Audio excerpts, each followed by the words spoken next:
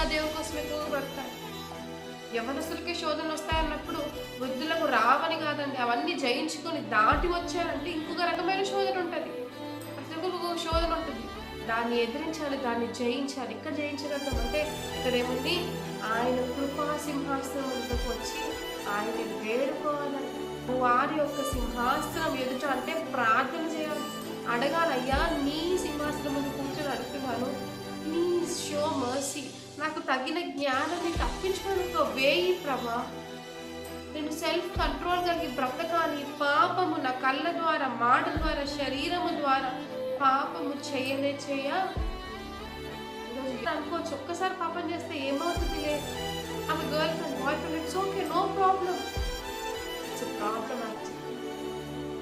అన్ని ఓవర్కమ్ చేయాలి, ప్రతిదీ ఓవర్కమ్ చేస్తూ ముందుకెళ్ళాలి. యెహోవా భయము వారికి ఐశ్వర్యం. మన పునాదులు సరిగ్గా చేయబడాలి, సరిగ్గా ఉండాలి అంటే వాక్యము పై కట్టబడాలి, ఇంకా దేనిపై కాదు.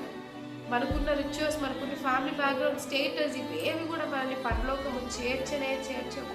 దేవుని బిడ్డలుగా బ్రతకాలన్న ఆశ వైపులో ఉంటుంది. లోకం అంతా కూడా, ఈ యొక్క క్రియేషన్ అంతా కూడా వెయిట్ ఇస్తుంది యెహోవా కుమారుల కోసం. దేవుని కుమారులు నిజంగా ఎవరైనా ఉన్నారని చూస్తున్నారంట. ఈరోజు అట్టి మారంగా మనం బ్రతకలేము.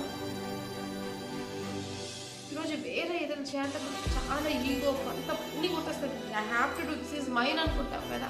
మరి పరిశుద్ధంగా జీవించాలన్నప్పుడు ఎందుకు అటువంటి తలంపు, అటువంటి జీల్ రావట్లేదు, అటువంటి రోషం ఎందుకు మనలో కలగట్లేదు?